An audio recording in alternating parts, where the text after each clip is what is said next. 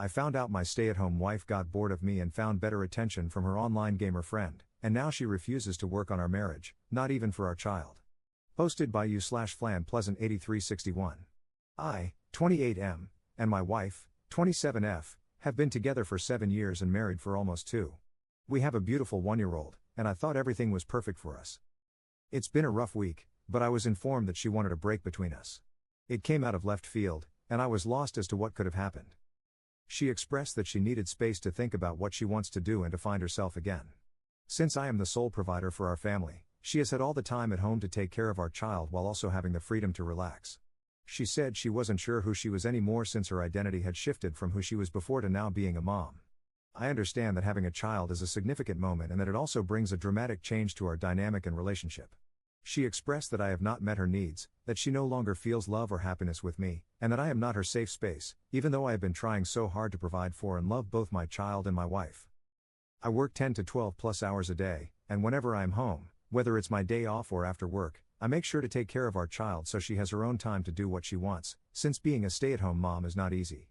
It's worth noting that none of our assets are joint, and we don't own a house together, just an apartment. She has been talking to a new friend group in an online video game recently, even before she told me she wanted a break. I noticed that she has been talking to a specific guy, and I became concerned because they would talk all day and night. When I expressed my concerns, she just said that he was like a brother to her. I trusted my wife and didn't think I needed to intervene or tell this guy she was married because I trusted her to set boundaries if needed. A day after she told me she wanted a break, I did my best to give her space so she could process her feelings, but it seemed to me that she just wanted to talk to this guy and her new friend group. I was told that her friends, including this guy, knew she was married, so I tried not to assume the worst. However, a few hours later, a good friend of mine informed me that she had been oversharing her emotional and physical needs, saying that I no longer met them but that this guy she had been talking to could. She claimed they had more compatibility, even though they have never met in real life. I was devastated because I thought I had done everything I could to make her happy, providing a home and food for our family. Later that night, I checked her call logs and messages with this guy, and to my surprise, they had been sending explicit messages, discussing him sexually, and comparing me to him. It had even escalated to the point where they were getting themselves off while on chat or a phone call. She later found out that I had discovered everything and apologized for her actions, yet she still wants to talk to this guy, because she's worried about his mental state after I caught them. From the very beginning of this break, I have felt like my feelings were never considered. I am now just trying to focus on my child to get through each day in the home that I provide, even though she is openly talking and video chatting with this guy. I know she is craving attention since he is the one giving it to her, but she doesn't see that me providing for our family is also an act of love. I want this marriage to work because I love her, even though she emotionally cheated, and because we have a child together. But it's so hard to find the will to keep trying when she talks to this guy while I'm at work and even when I come home. Is it my fault that she is seeking attention from someone she has never met? Should I have done a better job showing her the love she deserves? I regret any instance where she felt I wasn't showing her love, and I am willing to work on myself and fight for our marriage. But she has no reason or desire to make it work because she doesn't believe I will change. If we went to marriage counseling, it wouldn't be beneficial for her since she no longer feels love toward me, and I am no longer her safe space, but this new guy is? She shows no willingness to fix our marriage, and while I know no one is perfect, I feel like any suggestion or effort I make is pointless. Relevant comments. Commenter. Try to make copies of everything you've seen. You need to take control and not be a doormat. Consult a lawyer about your rights. Freeze your credit and credit cards. Open a new bank account in your name only at a new bank and direct deposit your check there. Are you in a no-fault state? What does your lawyer say about child custody? I wish you all the best. And under no circumstances should you take her back when she comes crawling back to you. Lesson for her to learn: actions have consequences. Ops response. In Georgia, and I believe we are in a no-fault state. I'm still researching and trying to gather all the information I need so I can have an idea of what to do. I will get in contact with a few lawyers, but obviously, family members want us to make it work. However, it gets to a point where I need to put myself first, including my child. Commenter 2. You said it was a rough week, but you also mentioned that it came out of nowhere. Was all the stuff about talking to another guy happening before she asked for the break? If not, what made the week rough? Also, how do these other friends know what she's saying to him? And if you were on a break, how did you have unrestricted access to her phone to go through it and read her messages? Ops response. It's been a rough week since she's been giving me the cold shoulder, and we haven't talked as much as we used to, which I thought was odd. She's been talking to this new friend and a new friend group since the end of December, But from what their conversation sounded like, they were more casual, and everyone in the group would just laugh. My long-term friend told me details since he offered to lend an ear to her, as he is also their friend. I introduced them early in the relationship when we first met. One morning, I checked because there are times when she keeps her computer on to see messages on Discord, or she even has her phone mirrored to the computer screen when she uses it. The only times I've done this are when she takes the car to get snacks or when she's preoccupied in the washroom. There's nowhere else she could stay besides the home I'm providing since she currently has no support system here. Commenter 3. Does she have her own money? You are the sole provider, but what money does she have of her own? Ops response. She does not have an income or a job. She has her own checking account. She would use it if she needed me to pay for her credit cards, which I have stopped covering at this point. Commenter 4. Are her family members aware that she's constantly talking to another man, having phone sex with him, and still refusing to stop? I wouldn't expect any partner to be okay with or tolerate that. Ops response. Her father and grandmother know. My mother and her boyfriend know as well, but they also don't understand why she is acting like this. They suggested that it's something medical or mental that's affecting her, and they did not know that she was still talking to this dude until yesterday when I met up with her dad. He also advised documenting everything because a similar situation happened to him before when he first got married to his first wife. Unfortunately, she has no support system where we are, so they also see why it's hard for her to leave with nowhere to go. But again, there also needs to be a point where I consider my own feelings and needs in this situation. Update 1 day later. I honestly didn't think this would get so many comments and views. I'm also surprised by how often this happens and how big the internet really is. Thank you for taking the time to read about what I've been feeling. No, I'm not saying I'm perfect, far from it, and there are faults I need to work on to be a better partner in the future. I understand that providing isn't the only important thing when raising a child and keeping a family together. There are many instances where I wish I had done more so she would feel special and pursue the way she wanted. There's only so much a person can do, and I see now that she was just looking for the attention I wasn't giving her. Unfortunately, she has the mindset that I'm not going to change or that I don't have it in me to meet her needs, and she no longer has any romantic feelings for me. At this point, like many people have mentioned, there's only so much I can do, but I need to focus on my child's safety and well-being. I have to stand up and show her that if this is what she wants, then so be it. Unfortunately, that means we weren't meant to be, but that doesn't erase all the good memories we had together over the years. My main priority is our child and my own well-being.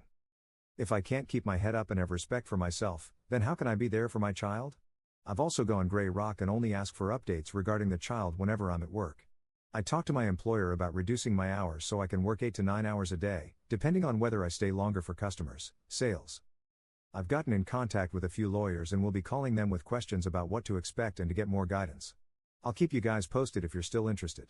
Thank you for your comments and also for the sincere apologies. I'm grateful for the support during this tough time. PSA, for everyone's thoughts, yes, I have screenshots of messages and call logs, including timestamps and call durations. I always have access to the call logs since I'm the main account holder for our phone plan. There's still calling and video chatting, so I'm just keeping track to have more references. The messages are obviously explicit and concerning. I haven't read all of them, but ever since I first checked her phone, she changed the passcode. So now I'm relying on messages from Discord on her computer. Whenever I get a chance, I'll snoop until I feel like I have enough evidence.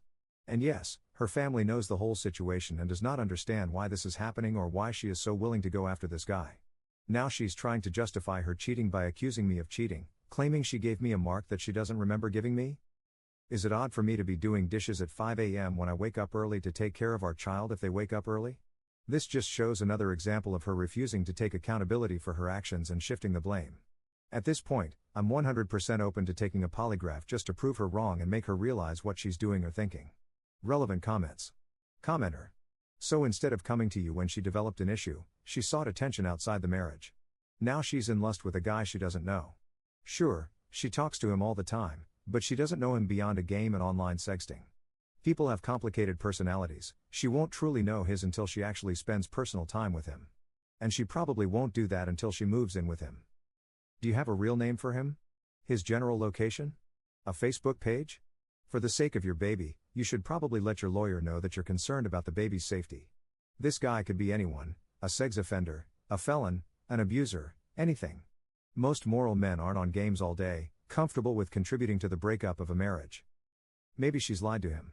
Or maybe he's a 30-something, jobless, lazy man living with his mom.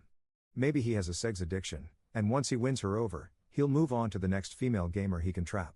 I wish your baby good luck and hope her guardian angels protect her if her parents don't. Ops response. I know his name and all his information through a friend, including his address and everything. I'm not crazy, but it's wild that you can find stuff like that. He was fully aware that she was married and had a child. The fact that he freaks out and feels bad about her situation but doesn't want to provide her with funds now that she's not getting them from me anymore just tells me he's not taking this seriously. If you're going to tell her that she's yours and that you'll be there for her, why aren't you actually doing anything besides just saying it? I just can't understand, but unfortunately, I feel like people do this so often. Second update 4 days later. A lot has happened since the last update, but I've started focusing on my well-being and mental state while ensuring my child receives the love and attention she deserves. I came back home from the gym, showered, and started spending time with my kid when my soon-to-be ex-wife decided to leave her computer unattended. I was already being dragged in her friend group, and I noticed a few messages coming through on her phone, which is linked to her computer. And it was just a lot of hateful messages saying that I'm trying too hard to win her back. She said I went to therapy and that I'm trying so hard it's cringe. She purposely mentioned that she's ignoring me because she doesn't want to be involved with me and kept laughing about what I'm doing, even though I'm not doing all this for her. I've accepted that I need to move on, be the best dad for our child, and learn to co-parent. For her to act civil toward me while, in reality, trash-talking me to all her friends and the guy she's still in contact with, referring to me as her ex, made me blow up.